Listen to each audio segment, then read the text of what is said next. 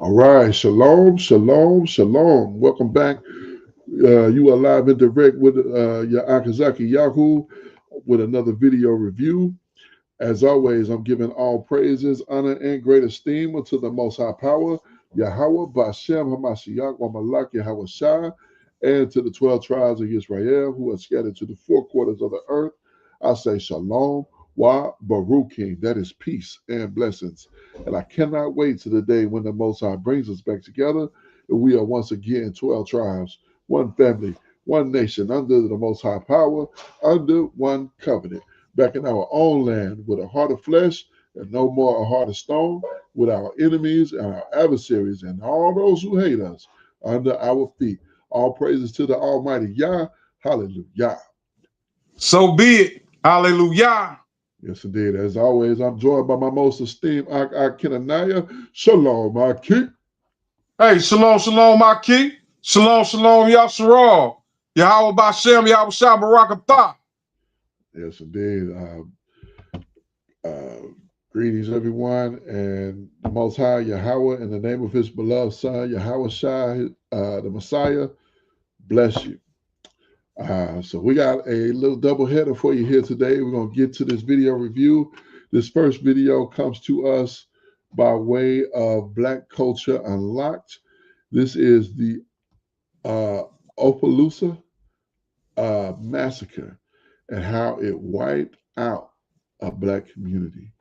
This is in Louisiana. So bear with us. It's one of those tough videos, but you know, we got to cover this information because we need to know these things. So here we go.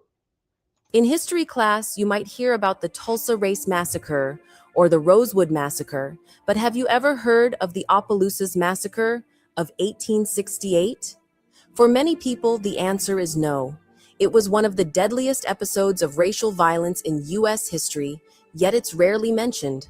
Why don't we talk about it? What happened in Opelousas, Louisiana after the Civil War, and why was this brutal event erased from the history books? In this episode of Black Culture Unlocked, we uncover what really happened at Opelousas and why those who wrote the history books left it out. Let's begin. The Civil War had ended only a few years earlier, and Reconstruction was underway. For the first time, Black men in Louisiana could vote and hold office. In the spring of 1868, these newly enfranchised citizens helped elect a Republican state government that promised equal rights for all. Louisiana's new constitution, adopted that year, granted Black men full civil and political rights and outlawed segregation in public schools. This progress gave hope to Black communities who organized politically and sent their children to new schools. But not everyone was celebrating. Many white Southerners, especially ex-Confederates, saw these changes as a direct threat. In their eyes, Reconstruction upended the old racial order. They lived in fear of what they called Negro rule, meaning the prospect of Black voters controlling local government. Almost immediately, white supremacists mobilized to restore what they viewed as the proper hierarchy. Across Louisiana, white Democrats used both flattery and force to try to keep Black people in their place. They might host a free barbecue to court Black votes one day, then unleash armed night riders to terrorize Black families the next. Vigilante gangs attacked Black voters and brazenly plotted to undo the political gains of Reconstruction. St. Landry Parish, where the town of Opelousas is located, became a powder keg that summer. Opelousas was a rural community in southern Louisiana with a large Black population. After emancipation, Black residents began exercising their new rights, alarming the white establishment. Local white Democrats formed secret paramilitary groups to resist these changes. One such group was the Knights of the White Camellia, a clandestine society akin to the Ku Klux Klan. By 1868, an estimated 3,000 white men in St. Landry Parish had joined the White Camellia, virtually the entire local white male population. Armed bands of these knights patrolled at night, terrorizing Black citizens and Republican organizers. As the 1868 presidential election drew nearer, tensions in St. Landry reached a breaking point. Incidents of racial violence spiked throughout the summer. Black people were harassed on country roads, shot at near their homes, and even murdered simply for trying to exercise their rights. Democratic newspapers fanned the flames, warning of dire consequences if Black Republicans kept winning elections. This racist rhetoric emboldened the most extreme white supremacists to take action. By early September, many people in Opelousas felt that bloodshed was only a matter of time. Both Republicans and Democrats steeled themselves for a fight over the future of the parish.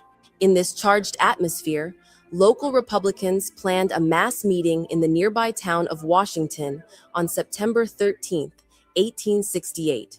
The goal was to rally Black voters and show that they would not be cowed by intimidation.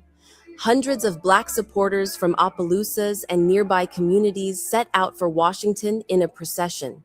Awaiting them were scores of armed white Democrats, known locally as the Seymour Knights, in honor of their party's presidential candidate Horatio Seymour. The two sides faced off in the streets, and tension hung thick in the air. At one point, a nervous Black marcher accidentally fired a shot into the sky. The sudden gunfire sent waves of panic through both sides. For a few seconds, chaos loomed, but local leaders quickly intervened. Incredibly, a full-scale bloodbath was averted. The Republican marchers turned back, and the white mob dispersed without anyone being killed. After this close call, community leaders scrambled to prevent further violence. They brokered a fragile truce that same day. Both sides agreed that future political gatherings would be open to everyone, and that no one would bring weapons or alcohol. They also promised to tone down their inflammatory rhetoric in speeches and newspapers. It was an uneasy peace, and everyone knew it might not hold long. The parish remained on edge. Emerson Bentley, a young white schoolteacher and editor of the local Republican newspaper, would soon prove to be the spark that ignited the explosion. Emerson Bentley was the kind of outsider the white supremacists hated. Just 18 years old, he had come to Opelousas from Ohio to work as a teacher for emancipated Black students. He taught Black children in a one-room schoolhouse and also edited the local Republican newspaper, the St. Landry Progress. His prominence made him a marked man in the eyes of local white supremacists. In early September 1868, he found a chilling note on his classroom door that read, "E.B. Beware KKK," a direct death threat from the Ku Klux Klan, warning him to leave or else. Bentley kept doing his work in spite of the intimidation. Days later, Bentley defied the recent truce by speaking out. He published a scathing editorial in the Progress, accusing local Democrats of terrorizing Black voters and breaking their promises, while praising the Republicans as the lawful side. This was a slap in the face to them after they thought he had silenced himself. They decided to teach Bentley a final lesson. On the morning of September 28, 1868, Bentley was in his classroom at the Freedmen's School when three white men barged in. They were prominent local Democrats led by a lawyer named James Dixon, who would later become a judge. The intruders seized him right in front of Bentley's Black pupils. They thrust a written retraction in front of him and forced him to sign it. Then Dixon struck Bentley with his cane, and the others joined in, beating him brutally. The terrified school children ran from the building, screaming, "They are killing Mr. Bentley!" As they fled through the streets, that cry spread the rumor that Bentley had been killed. In fact, Bentley was badly injured, but alive. The attackers left him for dead on the schoolhouse floor. He eventually crawled to safety with the help of Republican friends and went into hiding. But everyone in town believed he had been slain. News of Bentley's supposed murder electrified the parish. Black Republicans were furious. Bentley had been one of the few whites who stood up for them, and now it seemed he'd been martyred. Small bands of Black men armed themselves that afternoon, determined to defend their families and perhaps avenge their teacher. One group of about 24 Black men gathered at the rural farm of Hilaire Paillet, a Black Creole landowner. Meanwhile, white supremacists seized on the rumor as an excuse to act. The sight of any Black men with guns was all they needed to claim a Black insurrection was imminent. Within hours, riders spread the call to arms across the countryside. By nightfall, thousands of armed white vigilantes across St. Landry Parish were mobilized, eager to crush the imagined rebellion. Later that same day, a posse of armed white men rode out to Payek's farm to confront the group. They ordered the black men to surrender their guns and disband. Paye and his comrades refused. Shots were soon fired. When the smoke cleared, one black man was dead and several wounded. Hopelessly outnumbered, the rest of the black men surrendered on the spot. The posse marched the captured black men back to town and threw them into the parish jail. By the night of September 28th, the jail was packed with black prisoners rounded up by the mobs. White vigilantes swarmed through Opelousas, hungry for revenge, while black families either hid in terror or fled into the swamps to escape the coming wrath. The stage was now set for the bloodiest racial massacre of Reconstruction to begin. On the night of September 29, 1868, the terror that had been brewing exploded into full violence. A mob of armed white men poured into Opelousas, hungry for vengeance. Their first targets were the black prisoners locked in the town jail. Late that night, a lynch mob broke into the jailhouse and seized the dozens of black men who had been captured the day before. They were dragged out into the darkness. The mob showed no mercy. 27 black prisoners were executed in cold blood, lined up and shot by firing squads. Their bodies were dumped into shallow, unmarked graves. This massacre at the jail was only the beginning. Over the next several days, white vigilante gangs spread out across St. Landry Parish on a murderous rampage. The parish descended into what can only be described as a reign of terror. Local law enforcement did nothing to intervene. Many officers either joined the violence or stood aside as the mobs took control. Not a single white attacker was ever arrested or punished. They acted with complete impunity. Bands of mounted white men rode from settlement to settlement, from remote farmsteads to the streets of Opelousas, hunting any black person associated with the Republican cause, often killing people simply for being black. African American families were ripped from their homes and gunned down where they were found. Men, women, and children were shot in cold blood. Some were chased through the fields or swamps and slaughtered as they tried desperately to escape. The white mobs had free rein, and they intended to leave no trace of black political influence in their wake. The violence continued unchecked for approximately 2 weeks. In that time, the white insurgents did not confine themselves to attacking individuals. They also destroyed symbols of the black community's newfound freedom. In Opelousas, the mob burned the Freedmen's School to the ground. They also wrecked the office of the St. Landry Progress, smashing its printing press and silencing the Republican newspaper.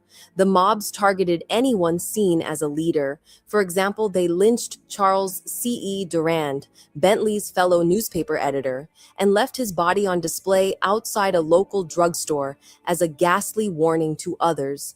The message was unmistakable. Reconstruction and black political activism were to be exterminated in St. Landry Parish. Hundreds of black residents fled for their lives. Many hid in nearby swamps and woods, though anyone caught was killed on the spot. Those who remained in Opelousas faced a grim choice: submit or die.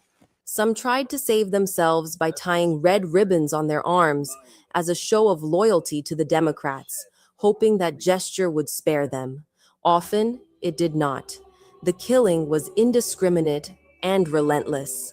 Contemporary reports and later investigations would reveal that the vast majority of the victims were unarmed black people who posed no real threat. When the bloodshed finally ended in mid-October, the scale of slaughter was staggering. Most estimates put the number of black people killed at around 250. Only a handful of whites died, mostly men who had sided with the Republicans. The Opelousas Massacre was one of the bloodiest racial atrocities in America up to that time. In the aftermath, witnesses described bodies of black victims dumped in shallow pits or left half buried on the outskirts of town, which provided gruesome evidence of the atrocity.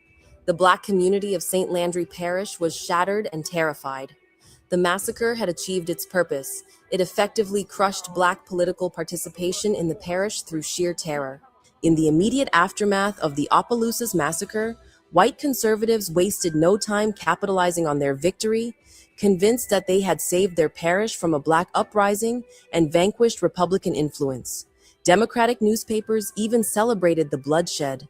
One local editor wrote that people were well satisfied with the result of the St. Landry riot, regretting only that more Northerners, so-called carpetbaggers, had not been caught. He claimed roughly 100 dead Negroes and roughly the same number wounded, and only a couple of white casualties. It was a brazen understatement of the real carnage. In reality, as reports from surviving Republicans made clear, the death toll was far higher than the Democratic press admitted, but no official inquiry or punishment was forthcoming. The white perpetrators faced no justice. Instead, they took control. The massacre achieved exactly what the white supremacists intended. Black voters in St. Landry Parish had been effectively silenced through terror. When the U.S. presidential election was held in November 1868, Republican Ulysses S. Grant carried Louisiana overall, but not a single Republican vote was counted in St. Landry Parish. Before the violence, this parish had a large Republican constituency. Afterward, it had none. Local election officials later admitted why. One observer noted that no man could vote Republican and not be killed inside of 24 hours. In the wake of the massacre, the Republican Party was completely wiped out in the parish. The party's leaders were dead, in hiding, or had fled. Its newspaper was destroyed, and its office holders driven off. For years afterward, St. Landry Parish had no organized Republican presence at all. The Democrats had succeeded in turning back the clock. Reconstruction-era reforms in that corner of Louisiana were effectively undone by force. The human cost for the Black community was devastating. A federal investigator described a quiet reign of terror in St. Landry Parish. Without federal protection on the ground, Black residents were essentially at the mercy of their former oppressors. One African-American blacksmith in Opelousas, a man named Beverly Wilson, bitterly remarked that Black people were in a worse condition now than in slavery. During slavery, he noted, enslaved people had at least been valuable property. Now, freed Black people's lives could be taken with impunity. It was a stark illustration of how freedom without security meant nothing. The Opelousas Massacre broadcast a clear message across the South.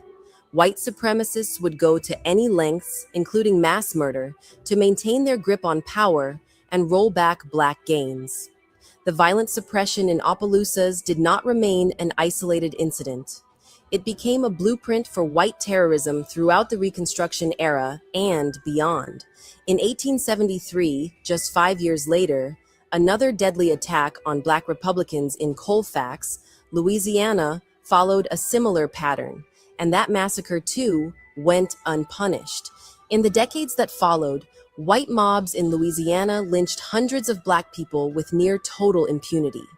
Time and again, the perpetrators escaped any legal consequences as the federal government's will to intervene faded, and Reconstruction gave way to the Jim Crow era. By the late 19th century, white Democrats had redeemed Louisiana and the rest of the South, stripping away the rights Black people had briefly held. The story of Opelousas in 1868 was repeated in various forms across the region, each time reinforcing the lesson that violence could erase Black political power, where law and democratic process could not. For Black Louisianans, the promises of Reconstruction turned to ashes in the face of massacres like Opelousas. The parish where Black men once voted and held rallies was now a place of silence and fear. The question that remains is why such a significant and tragic event faded from the nation's collective memory. Why, for generations, did people not talk about the Opelousas Massacre? For more than a century, the Opelousas Massacre remained shrouded in silence, a dark secret that almost no one spoke of openly. In the years after 1868, the people who controlled the narrative white officials and historians had no interest in commemorating a massacre of Black citizens that they themselves had helped carry out. Instead, they buried the incident under misleading labels and collective amnesia. In local white history, if it was mentioned at all, it was called the St. Landry Riot, implying a chaotic uprising rather than a calculated slaughter. By framing it as a riot, the perpetrators suggested that Black people were partly to blame and that the violence was somehow necessary. This euphemistic retelling helped justify the atrocity and allowed those in power to avoid any accountability. The broader American public likewise remained largely unaware of the Opelousas Massacre. Unlike some other infamous racial massacres that have gained recognition, the bloodbath in Opelousas never became part of national lore. It happened during Reconstruction, a tumultuous period that most history books rushed through or glossed over. For decades, textbooks often omitted Reconstruction-era massacres or downplayed the racist terror behind them. Popular history tended to focus on the Civil War and then skip ahead to the Civil Rights Movement, leaving a gap where the painful truths of Reconstruction should have been. Within that gap lay the stories of countless atrocities against Black communities, like Opelousas, that few outside those communities ever heard. After Reconstruction ended, white supremacy was reestablished across the South, and its architects promoted a lost cause narrative that painted former Confederates as noble. In that narrative, admitting to the Opelousas Massacre would tarnish the self-image of the redeemers who claimed to have restored order. So the massacre was quietly omitted from local histories and civic commemorations. Black families in Louisiana did not forget the terror, but speaking of it in the Jim Crow era could be dangerous. The memory of 1868 survived mostly in whispers and family stories, not in public monuments or school books. Until very recently, the United States did little to publicly memorialize episodes of racist violence, and the Opelousas Massacre is a prime example. For over 150 years, there was no marker, no memorial plaque, no official day of remembrance to recognize what happened. Generations lived and died in Opelousas without ever being taught about the bloodbath on their soil. Only in recent decades have scholars and activists begun to shed light on these forgotten massacres. Projects like the Equal Justice Initiative's Lynching Memorial and a growing effort to re-examine Reconstruction have finally brought events like the Opelousas Massacre back into the public eye. In September 2021, over a century and a half after the massacre, local citizens in Opelousas held what may have been the first candlelight vigil to honor the victims. Organized by the local NAACP, the vigil publicly acknowledged the atrocity, perhaps for the very first time. This long overdue act of remembrance signaled that the long silence was finally being broken. Educational initiatives like the Zinn Education Project have begun highlighting the Opelousas Massacre as a teachable moment in Reconstruction history. Slowly but surely, this story is emerging from the shadows. Understanding our true history is essential for justice and healing. For Black Americans, acknowledging these buried tragedies honors their ancestors who suffered and resisted. And for the nation as a whole, facing the truth challenges the sanitized history that ignores Black suffering and resilience. By unlocking the story of the Opelousas Massacre, we reclaim a chapter of the past that was nearly lost, and we ensure that the hundreds of men, women, and children who died are not forgotten. Retelling this history shines a light on the realities Black Americans have endured and reminds us why we must continue to tell these stories. Only by confronting the past can we hope to build a more honest and just future. All right, all praises to the Most High, man. Not for that horrible history, but for the fact that our people came through this situation and those circumstances, faced and many times in the past with, on the brink of annihilation, and yet you know, the Most High still has us here, and we're still not only here, but we're functioning. You know, that was 1868. Um, my grandfather, my father's father, was from Louisiana. I don't know what part. I don't know what where he was born or where exactly, but he was born in 1879, and you know, so I imagine, I don't know, his father could have been around there, or I don't know for certain, but it's very well a possibility. And you know, these stories, and I hate to say stories because again it discounts it, but this historical context is always so significant because these people in this place could have been um, eradicated, uh, completely gone. And you know, thankfully, they weren't. They're still functioning, and they're trying to get things together today, even to this day. So you know, horrible situation, horrible circumstance, not uncommon, not close to uncommon. Uh, Definitely not the exception, but more along the lines of the rule.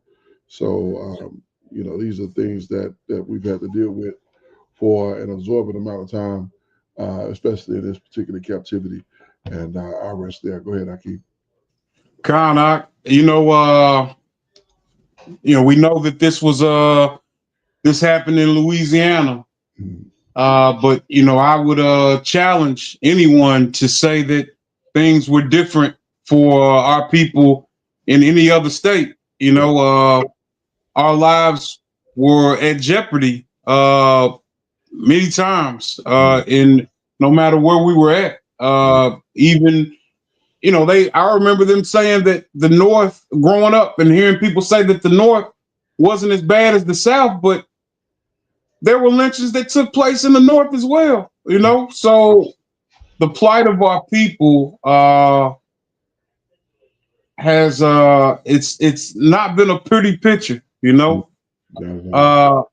I'm trying to think of a period, and I if honestly I would say that when you and I were in the dark in the 90s Mhm. and early 2000s, we would have said that this was a prime time for our people, Mhm. and I don't necessarily believe that to be true either, Mhm. because I think of a lot of the policies that were put in place Right. this time. I think of what's going on with our people, like around this time, and we have become further separated from our power Mhm. during this time. We've come to rely upon a president or a leader rather Right. than relying upon our power. Right. We were taught to rely upon their medicine Mhm. during this time period. So, the time period that many will say was a grand time for our people was Mhm. actually a more destructive time period for our people. And I guess that's debatable, but that's how I feel. Uh, and my feelings really aren't important. The facts are, though. You know. Yeah. Well, But truth I'll is not. yield there. Yeah, kind. I mean, it's not been good for us here. You know, we weren't brought here to be for things to be good. You know, we were brought here to serve this punishment, and that's why things have been as terrible as they have. Because it was never meant for us to be, enjoy the situation or the scenery or any of these other things. You know, we were brought here to learn a lesson on why we need our power and not these other people here. So, uh, and it's the same thing no matter where we are, scattered all over the earth. You know, you take away your ability to one be numerous together, and then number two, to rule over yourself or govern over yourself, then that's where you end up in a situation. So that's definitely punishment, or the proper term, captivity. So, all right, this next video is a short video. We'll run through real quick.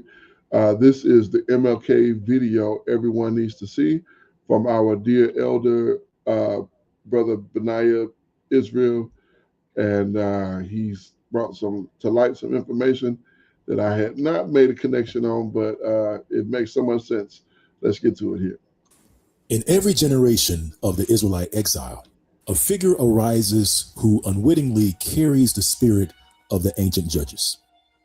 In the 20th century, the world watched the meteoric rise of a man known as the Prince of Peace. But to the investigators of history, Martin Luther King Jr. was not just a civil rights leader. He was a walking collection of genealogical clues that terrified the establishment. You see, the powers that ruled the age did not fear a man who called for integration.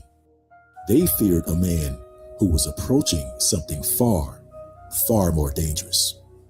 They feared a man on the verge of leading a return. Before we examine Martin Luther King Jr.'s actions, we must first examine his bloodline, because the evidence was hidden in plain sight, encoded in his very name. Martin Luther King Jr. was not born with that name. He was born Michael King Jr. His father became Martin Luther King Sr., and his grandfather was a man named James Albert King. Now, each of those names tells a story. The surname King, while common in English, is also a direct translation of the Hebrew surname MLK, meaning ruler or sovereign. In Jewish surname records, King frequently appears among angelicized Sephardic families. In other words, families who altered their names to survive exile. Then there's the name James.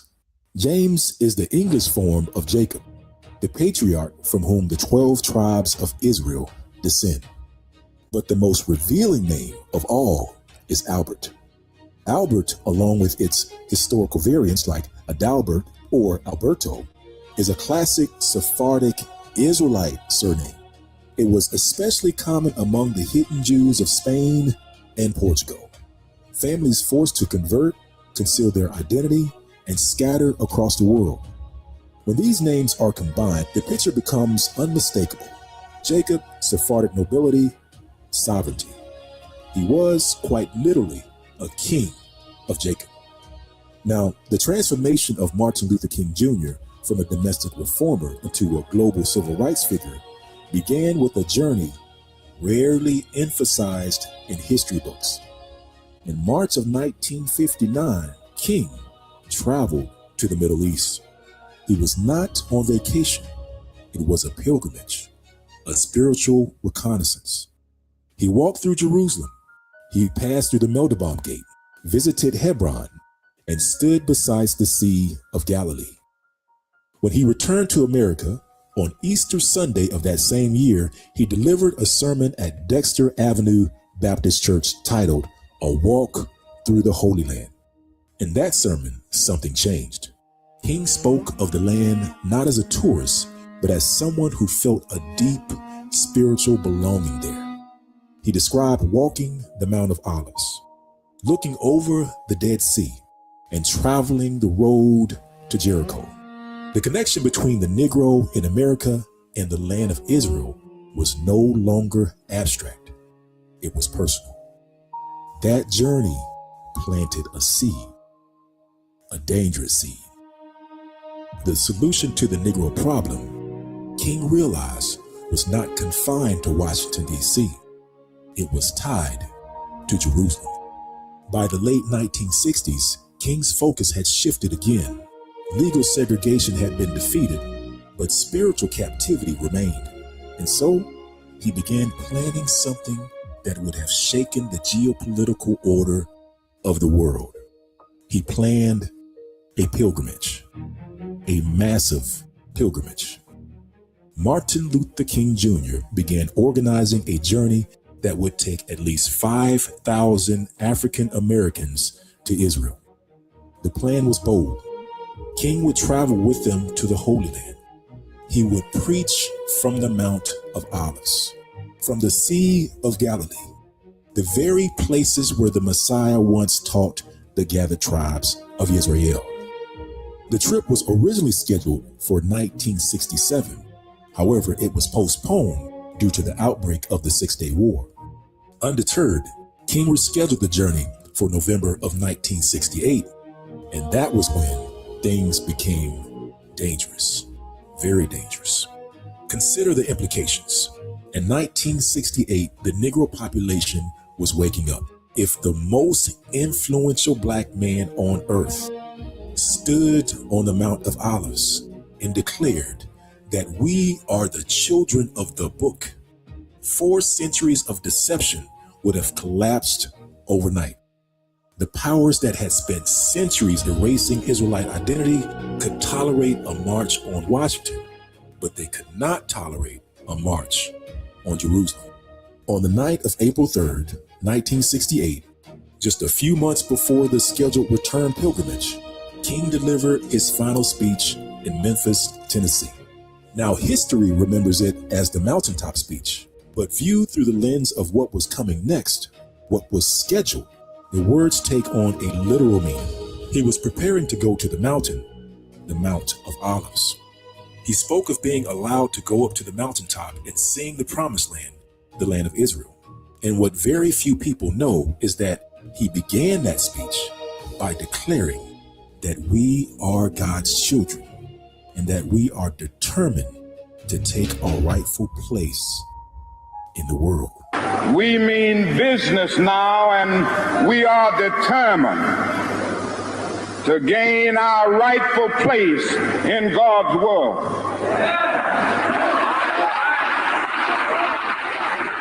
And that's all this whole thing is about.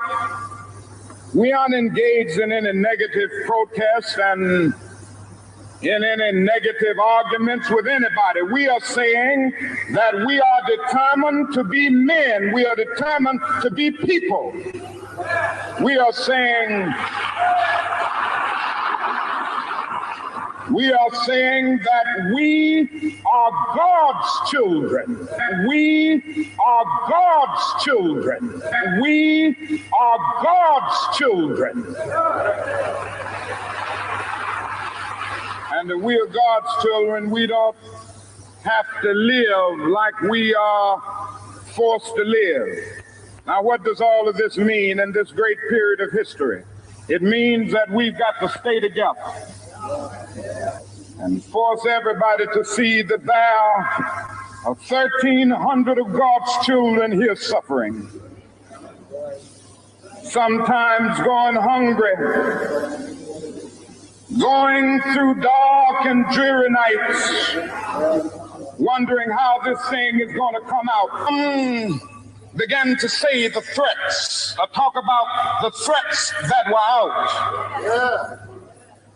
What would happen to me from some of our sick white brothers? Well, I don't know what will happen now. We've got some difficult days ahead. But it really doesn't matter with me now, because I've been to the mountaintop. I don't mind.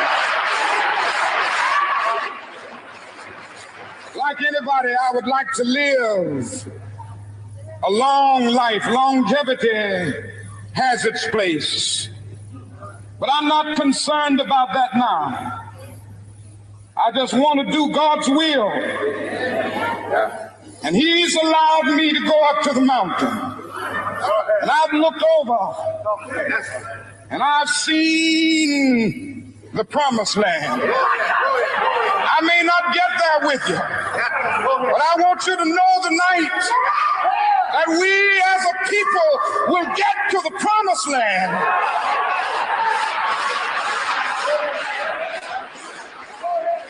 So I'm happy tonight. I'm not worried about anything. I'm not fearing any man. Mine eyes have seen the glory of the coming of the Lord. He was not speaking metaphorically. He was speaking of the land, the scheduled return visit to Israel, on his calendar just a few months later in November. However, he knew there were forces moving against him, and he knew that the flight was being watched. The following day, April the 4th, 1968, Martin Luther King Jr. was assassinated. The trip to Israel was canceled. The 5,000 never boarded the planes, and the revelation was silenced. The official story blamed on a lone gunman, but the King family never accepted the narrative. They spent decades pursuing the truth, leading to a civil trial the media largely ignored. In 1999, in a courtroom in Memphis, the truth emerged under oath. The King family sued Lloyd Joyers and unnamed co-conspirators. Evidence was presented of a coordinated assassination involving local authorities, federal agencies, and organized crime. On December the 8th, 1999, the jury returned a unanimous verdict. Martin Luther King Jr. was the victim of a conspiracy. Why would the government move against the man who was preaching nonviolence? Because by 1968, he was no longer simply preaching civil rights. He was planning an exodus, and they killed the dreamer to stop the awakening. They stopped the journey to the Mount of Olives because they knew if the dry bones of Ezekiel's valley ever returned to their land, the time of the Gentiles would be at an end. Martin Luther King Jr. was a prince in Israel, and like so many before him, he was struck down just as the people were preparing to go home. We mean business now, and we are determined to gain our rightful place in God's world.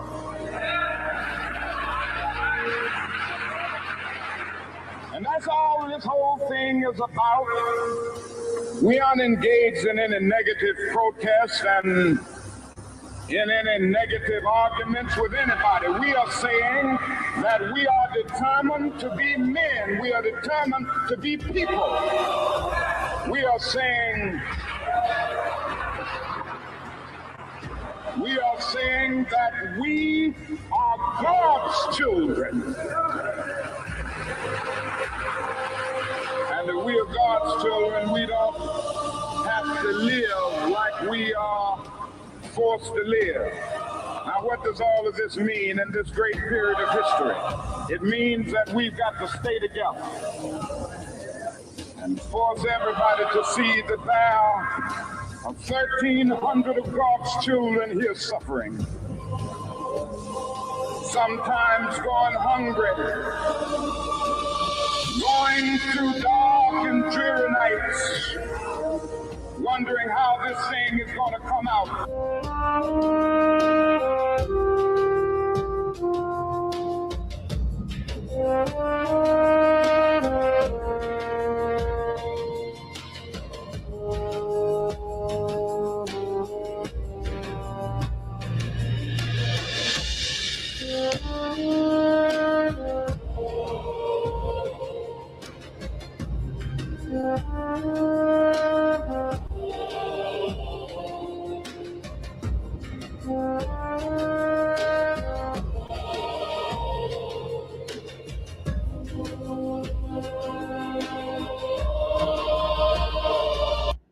All right, praise to the Most High. Man, what a amazing idea that MLK or Michael King, probably the most famous voice in America. His voice is so recognizable in the history of this country. Probably the most recognizable voice. If that same voice would have been sharing this truth, and our people would have been subject to said truth, we wouldn't have the woes that we have today. It wouldn't be so difficult trying to convince people of the truth as it is now. When you will come up to someone and try to share with them the truth, they immediately associate you with some illness or some wrong thinking or some strange ideology. As if the idea of serving the Most High by keeping His Torah, keeping His instruction, would be something wrong with that, and that's just completely nonsensical. But if MLK would have said it, and I believe also Malcolm X was on that same trajectory, and imagine both of those brothers living and both of those brothers sharing that information. Where would we be today? You know, Farrakhan said it, but you know, we so fractured in this place. It's hard to deal with. He said it while imploring the people to deal with the Arab deity, and you know, that's not the same situation. But yeah, things would have been vastly different for us, and I mean us as a people, because we would have been in a position to have our leader, maybe outside of Harriet Tubman, probably our greatest leader in this captivity, to share that information with us. It would have been monumental, truthfully. So, but you know, things went the way they did, and here we are. Yeah, you know, decades later, and you know, we still pushing. We still here. We still working, and we still serving the Most High in spirit and in truth. And you know, if you whether you hear it, get it, understand it, believe it or not, whether you hear, whether you forbear, uh, we still out here doing this work. All praises to the Most High, because it's Him that have our hands to the plow, and we're not gonna slow down. Whether MLK was in it or wasn't in it, we're gonna keep doing the will and the work of the Most High until the end. So I'm gonna rest there. Go ahead, Akeem. You know, in the last 5 years, you know, I've seen, you know, different videos kind of taking away from you know what MLK had done. Now, you know, growing up, you know, he was someone to be admired, and I would say still in a lot of ways someone to be admired. You know, the man wasn't even 40 years old when he was cut down, you know what I mean? And to rise up, you know, that's young. You know, that is young. And leading a people at that age. Now, do I agree with all of his message? And I would say, you know, no, not knowing, you know, knowing what I know now, I don't. And I think he became a face that the oppressors could stand behind or push to the forefront, because, you know, what was his message? Like, you know, he came and said that all men are created equal, and that's just not what the scriptures say. No. You know, the Most High said that He made us to be His peculiar people above all nations, right? It's not my words; it's what the scripts say. But you have this gentleman who is amongst those who are part of the peculiar people who are saying, "No, we're all equal." So if I know the scriptures and understand them, you know, if I'm the oppressor, and it's like, well, yeah, like let's get behind this guy. Let's let this guy be their leader. Now, here in the last 6 months or so, I have or not, probably longer than 6 months. We've covered some videos that paint MLK in a different light. With him talking to Malcolm and not necessarily believing everything that he once believed. Now us believing that's part of the reason why he was cut down, and then hearing this speech in totality, and not only hearing it, but beginning to understand like that he was having an epiphany, and it was a spiritual epiphany on who we were, and it makes so much more sense now. Him having that trip to the promised land, then coming back and having the sentiment that he did and the way that he spoke makes so much sense now. And it's like you said, I like what could have been if but it's all on the Most High's timing. It is. But what could have been if you had this brother